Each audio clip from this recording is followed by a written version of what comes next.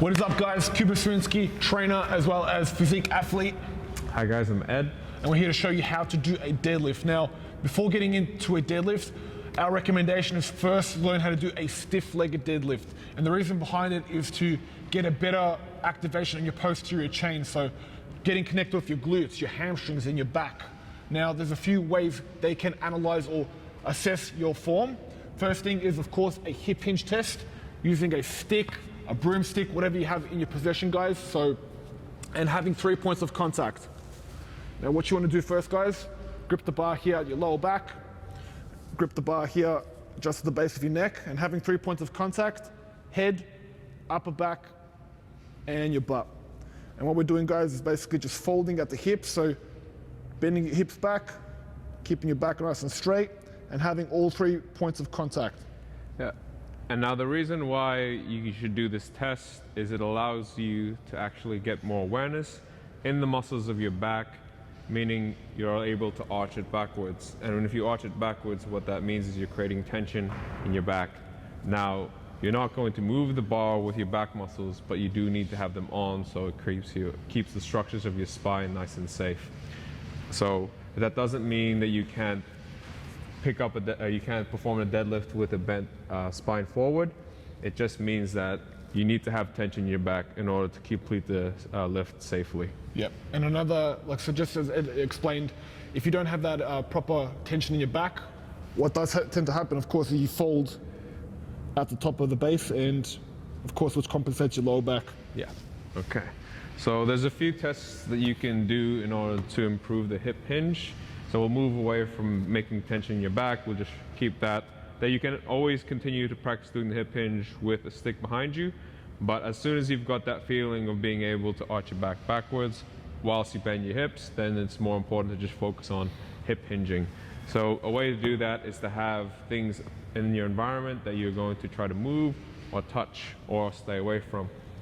So you can have something in front of you and something behind you. So the thing in front of you, you're trying not to touch, meaning that you're not going to bend your knees in this case. And the thing behind you, which can be a wall or a pole, you're trying to touch because you're going to creating that hip hinge movement. So I'm trying to bend backwards, but I'm not touching. No, you got it. The wall's there, bro. The wall's there. There it is. Wall's far away. Wall's there. The reason why you don't want to bend your knees too far forward, obviously, it becomes more quad dominant or knee dominant, and you might lose the ability to use most of the force from your hips. So that's one way of doing it. Another way of doing it is to use a band, a resistance band, either attached to kettlebell, so I'll get Coops demonstrate it, or to a pole. Making sure that the band's in tension, guys, placed above or placed at your hips. And what you're doing now is same principle, guys.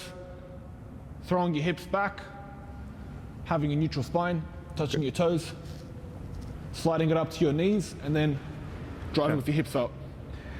So what this allows you to do is it allows you to feel resistance from behind you and you driving your hips forward. So while the deadlift is you lifting it upwards, the main driver is your hips pushing forwards.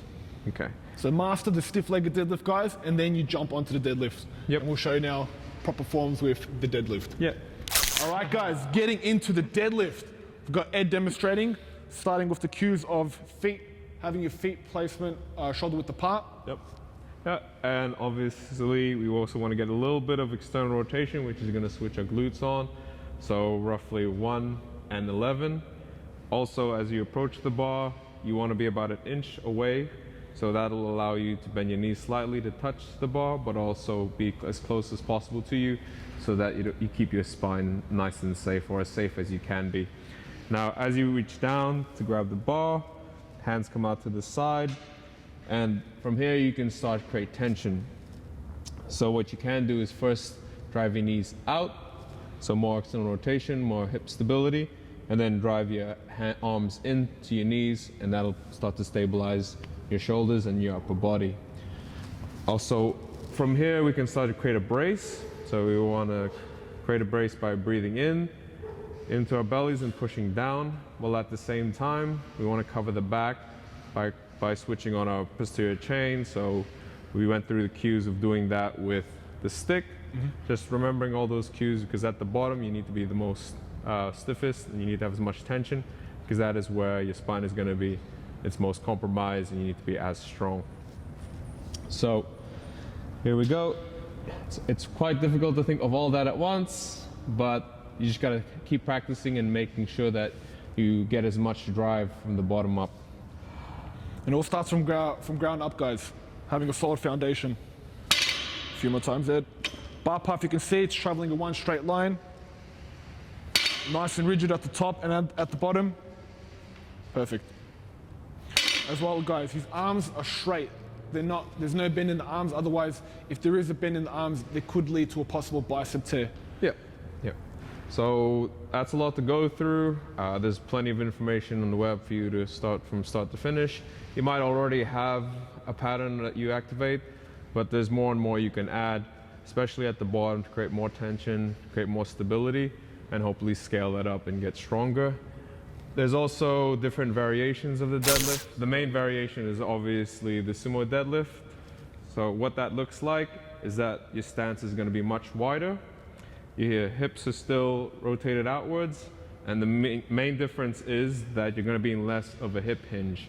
So that means it's less stressful for your back, but it's going to be more on your knees or more on your legs. So the main mobility issue is that you need to be able to externally rotate, because the bar shouldn't have to hit your legs, and it should be coming up in a straight line. Other than that, it's all the same cues, as in you need to create as much tension in your upper body to keep your spine safe, and the bar moves up in a straight line. The same thing, guys. Spine is neutral, arms fall down straight, and toes are pointed or rotated out more than a conventional deadlift. My cues, guys, 2 o'clock and 10 o'clock. Yep.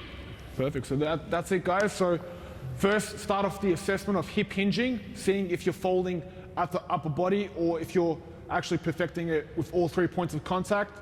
Looking at your environment, such as the wall test, or having any obstacle in front of you, such as a chair or a foam roll, to see if you're knocking or bending too much at the knee, as well as starting off with a stiff-legged deadlift, either having a band around a pole or a kettlebell, perfect a stiff-legged deadlift, and then jump onto the real deal in doing a deadlift. That's it from us, guys. Stay tuned for more content.